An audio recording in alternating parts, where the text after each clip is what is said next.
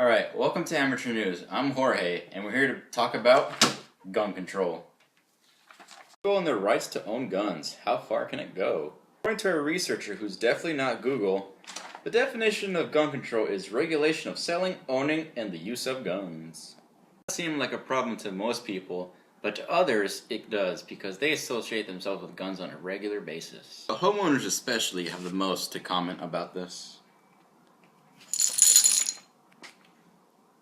Where's this happening? Well, only in 6 states. Those would be our home state, California, another state, Iowa, Maryland, Minnesota, New York, and surprisingly, New Jersey. Okay, so we're here with Jason, who is a ballistics professor, and is going to inform us a little bit about guns. So, Four Eyes, tell us the history about some guns, fill us with knowledge. We see guns are classified as ballistics because they're classified as throwing objects, which are used by man 90,000 years ago. So, give us a little history about guns. The first use of devices called guns appeared in China around 1000 AD and spread to the rest of Asia by the 12th century and then spread to the rest of Europe by the 13th century. Skip the details and get to the evolution of guns. That's the interesting part. Alright, if you say so.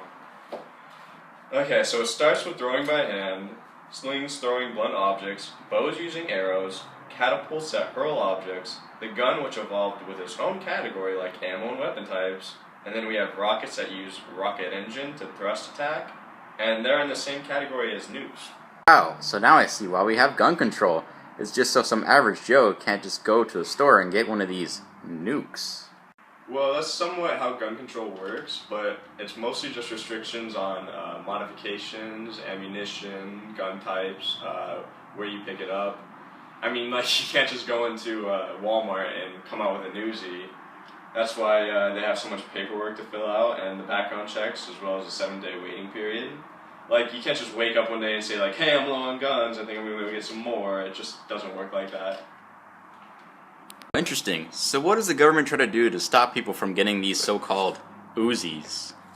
I assume they outlaw dangerous guns to keep people safe, but don't outlaw others, so that way people still have a way to defend themselves.